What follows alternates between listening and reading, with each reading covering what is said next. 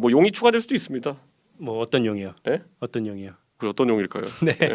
어떤 용인지 좀. 네. 지난주에 우리 얘기했던 김용남 전 의원 얘기하시는 강용석은 건지. 아닌 게 확실하고요. 아유, 네. 네. 어떤 용일까요? 네. 예.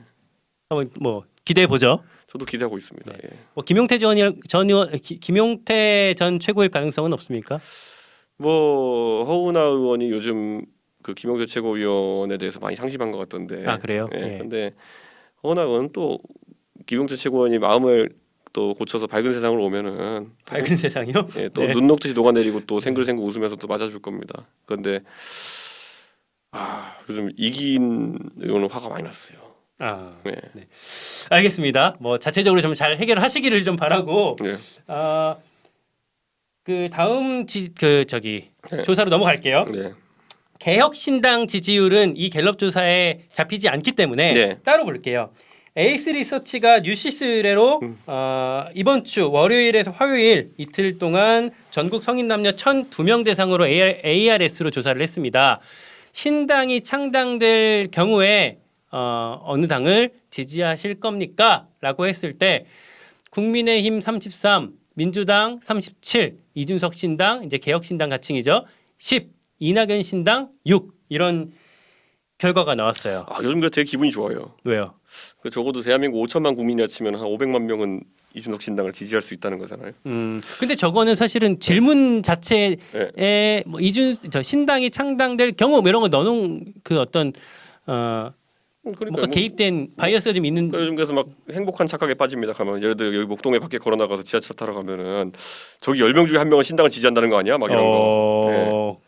괜찮은데 막 이런 생각. 예. 근데 그게 지역구로 가면 또 다른 얘기 아닙니까? 결국 이제 지역구에서는 1등이 해야지 그렇죠. 당선이 될 텐데. 그러니까 그냥 뭐 지역구도 그렇지만 어쨌든 길거리 다니는 분들 중에 10명 중에 한 명은 신당을 관심 갖는 건데 민심은 이러니까 몸가짐을 바르게 하게 되고 예.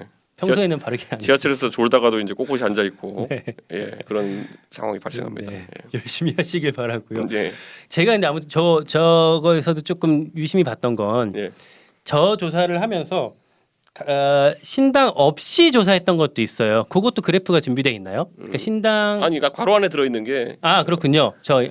신당이 없을 경우에 어디를 지지하겠냐라고 했을 때 국민의힘은 39였고요. 민주당은 37. 그러니까 신당이 생겼다고 했을 때 민주당은 변화가 없었는데 예. 국민의힘 지지율만 6% 포인트가 빠졌더라고요. 물론 오차범위 내긴 합니다만.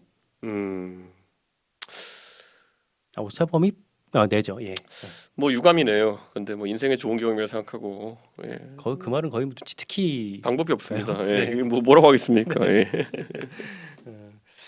알겠습니다. 일단 우리 여론조사 분석에 대해서는 요것만 예. 그러니까 결국에는 이렇게 여론조사가 나온다라는 건 이준석 신당이 창당되는 게 민주당 좋은 일만 시키는 거 아니냐 이런 지적이 계속 따라붙을 아닙니다. 수밖에 없는 건데. 국민의힘의 공식 입장은 이준석이 나가면 지지율 오른다기 때문에 전혀 이것은 여론조사가 왜곡이라고 할 겁니다. 왜냐하면 이준석이 나가면 지지율 올라야 되는데 좌파 여론조사 기관이 다 망치고 있다 이렇게 판단할 겁니다. 국민의힘의 공식 입장은 아니고 그때 김민수 대변인의 이제 방송 중 발언이었던 거죠. 대변인이 공식 입장이 아니라고 아무리 해도 네. 제가 그때 김기현 지도부의 모 인사에게 저 발언 정정하지 않으면은 나는 그걸 지도부 입장으로 알겠다라고 했는데 알겠다 한 다음에 반응이 없습니다. 그렇기 때문에 저는 공식적으로 지도부 입장에 생각합니다.